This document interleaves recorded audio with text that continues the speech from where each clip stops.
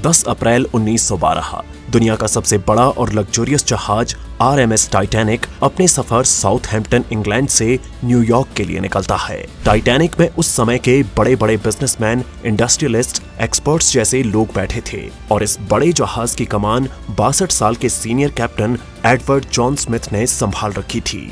जहाज की length 269 metre और हाइट 53 मीटर थी। इसे उस समय $7.5 मिलियन में बनाया गया था। अगर आज के समय के $7.5 मिलियन को आप काउंट करेंगे तो लगभग $400 मिलियन बनते हैं। टाइटैनिक जब अपने सफर के लिए निकलने वाला था, उससे पहले लोगों के अंदर बहुत ज्यादा एक्साइटमेंट थी। उस समय पूरी दुनिया की न्यूज में सिर्फ टाइटैनिक जहाज ही छाया हुआ था, क्योंकि ये अपने समय का पहला सबसे बड़ा और लग्जरियस जहाज था, जिसमें ऐशो आराम की हर वो चीज थी जो लोगों को अपनी तरफ अट्रैक्ट कर सकती थी, जैसे stained glass mirror, ornate wood panelling, 2 grand staircases, heated swimming pool, Turkish bath, electric bath, gym, squash court, restaurants, barber shops, library और भी काफी कुछ जहाज के अंदर मौजूद था। इसके साथ ही टाइटैनिक के सेफ्टी फीचर्स लोगों को अपनी ओर अट्रैक्ट कर रहे थे। इसमें 2 इंपॉर्टेंट सेफ्टी फीचर्स थे। पहला तो ये था कि जो इसका बॉटम हॉल था, यानी कि मेन बॉडी, उसमें 2 लेयर्स लगाई हुई थी। अगर एक टूट भी जाती तो दूसरी बचा लेती। और दूसरा, इसे 16 अलग अलग वाटर टाइट कंपार्टमेंट में डिवाइड किया गया था। अगर शुरू के 4 कंपार्टमेंट में पानी भर भी जाता तो पीछे के 12 कंपार्टमेंट में पानी नहीं पहुंचता। इस वजह से इस जहाज को अनसिंकेबल माना जा रहा था। यहाँ तक कि टाइटैनिक को बनाने वाली कंपनी व्हाइट स्टार लाइन के vice president Philip A.S. Franklin Titanic के सेफ्टी फीचर्स को लेके इतने कॉन्फिडेंट थे कि उन्होंने पब्लिक के सामने ये तक कह दिया था कि जहाज कभी डूब नहीं सकता, ये अनसिंकेबल है। टाइटैनिक अटलांटिक ओशन पर से गुजर रहा था। उस समय वहां पर काफी आइसबर्ग्स मौजूद थे, यानी कि बर्फ के बड़े बड़े पहाड़ वहां पर मौजूद थे। और जिस दिन टाइटैनिक रवाना हुआ, उसके 2 दिन बाद यानी 12 अप्रैल 1912 को टाइटैनिक को आइस वार्निंग मिलनी शुरू हो गई थी। ये वार्निंग टाइटैनिक के आसपास से गुजरने वाले जहाज के द्वारा दी जा रही थी। और ये अक्सर ही होता है कि जो भी समुद्र में जहाज होते हैं, उसके आसपास के जहाज द्वारा रेडियो कम्युनिकेशन के जरिए वार्निंग देने के लिए सिग्नल भेजे जाते हैं। शुरुआत में जब वार्निंग मिली तो टाइटैनिक ने अपने कोर्स को 2 बार चेंज किया ताकि वो खतरे से बच सके, लेकिन टाइटैनिक ने फिर भी अपनी स्पीड कम नहीं करी। उस समय उसकी स्पीड 40 किलोमीटर प्रति घंटा थी। फिर 14 अप्रैल 1912 का दिन आता है, जिस दिन टाइटैनिक को 7 और वार्निंग्स दी जाती हैं, लेकिन टाइटैनिक का कप्तान और क्रू मेंबर इन वार्निंग्स को इग्नोर कर देते हैं और उसके बाद रात हो जाती है और काफी ज्यादा अंधेरा हो जाता है। जहाज के आगे वाले हिस्से में ऊपर एक क्रोस नेस्ट होता है। यहाँ पर क्रू मेंबर में से कोई बैठा होता है जो आगे आने वाले खतरे को जहाज के कप्तान तक पहुंचा सके। रात के 11:39 होते हैं और टाइटैनिक जहाज के क्रोस नेस्ट पर फ्रेडरिक फ्लीट नाम का एक व्यक्ति बैठा हुआ था और अचानक उसके सामने बड़ा सा आइसबर्ग नजर आता है और वो 3 बार घंटी बजाता है और उसके बाद कॉल करके ऑफिसर्स को बताता है कि सामने एक बहुत बड़ा आइसबर्ग है। उस समय एक ऑफिसर विलियम मर्डॉच इस खबर को सुनकर टाइटैनिक को लेफ्ट डायरेक्शन में मोड़ने के लिए कहता है, लेकिन तब तक काफी देर हो गई होती है और 11:40 पर टाइटैनिक जाकर आइसबर्ग से टकरा जाता है। टाइटैनिक का फ्रंट पार्ट का राइट हिस्सा लगभग आइसबर्ग से 10 सेकंड तक रगड़ खाता चला जाता है, जिस कारण उस पर डेंट पड़ जाते हैं और उसकी बॉडी में छोटे छोटे होल्स हो जाते हैं। कुछ समय बाद टाइटैनिक के कप्तान Edward J Smith, Titanic architect Thomas Andrews जल्दी ही जहाज को देखने के लिए जाते हैं कि जहाज पर कितना इम्पैक्ट पड़ा है।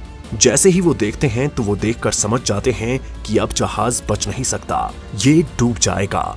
डबल बॉटम हल और साथ में 16 डिवाइडेड वाटर टाइट कंपार्टमेंट होने के बावजूद ये डूबने के कगार पर आ गया।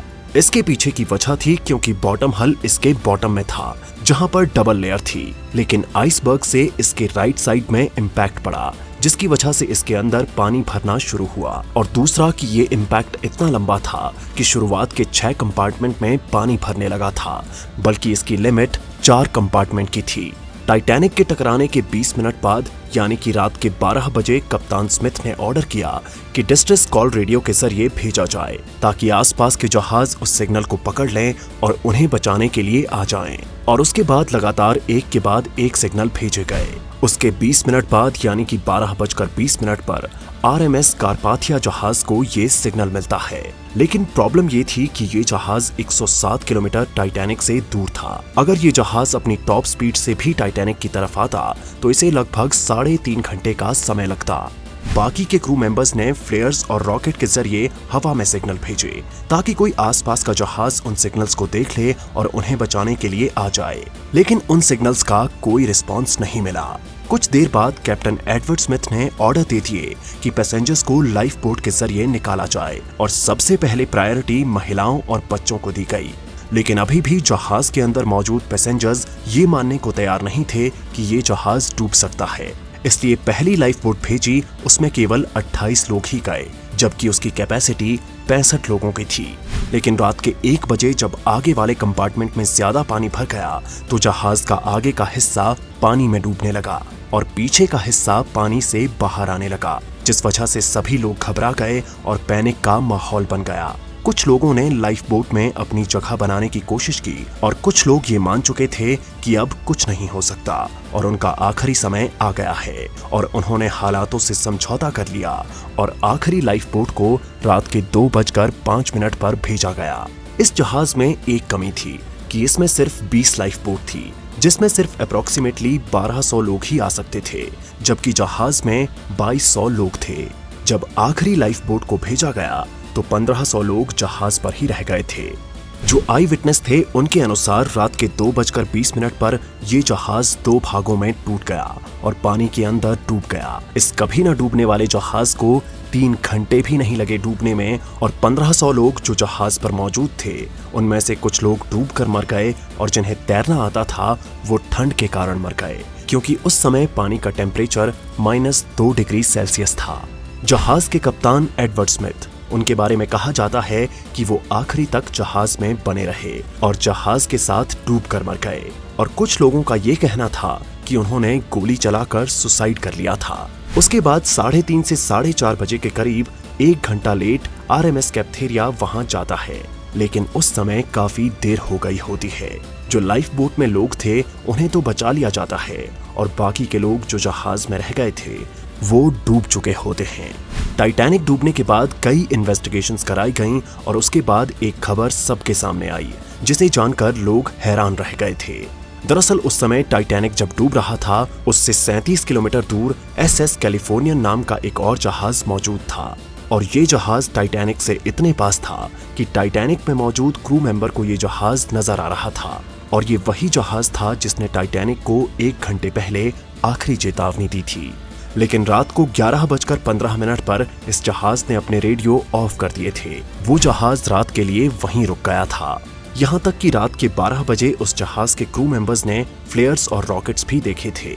उन्होंने अपने कैप्टन स्टैनली लॉर्ड को इन्फॉर्म किया था, लेकिन कैप्टन ने ये कहकर इग्नोर कर दिया था कि ये कोई डिस्ट्रैक्ट सिग्नल नहीं है, बल्कि टाइटैनिक पर अमीर लोग जाते हैं, वो पार्टी कर रहे होंगे। अगर उस समय कैप्टन ने इसे सीरियसली ले लिया होता तो आज टाइटैनिक में मौजूद सभी पैसेंजर्स को बचा लिया गया होता।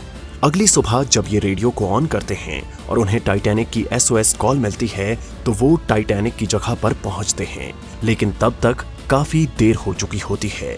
इसके बाद जो इन्वेस्टिगेशन होती है तो उसमें 2 इंक्वायरी होती है, और दोनों इंक्वायरी SS कैलिफोर्नियन के कप्तान स्टैनली लॉर्ड पर ब्लेम डालती है। लेकिन खाली स्टैनली लॉर्ड ही गुनहगार नहीं थे, बल्कि टाइटैनिक के कैप्टन एडवर्ड जे स्मिथ, जिन्होंने ना तो कभी सेफ्टी ड्रिल कंडक्ट करवाई और ना ही वार्निंग मिलने के बावजूद जहाज की स्पीड कम की, और वहीं जहाज बनाने वाली कंपनी व्हाइट स्टार लाइन, जिसने जहाज में सफिशिएंट लाइफ बोट नहीं रखी थी।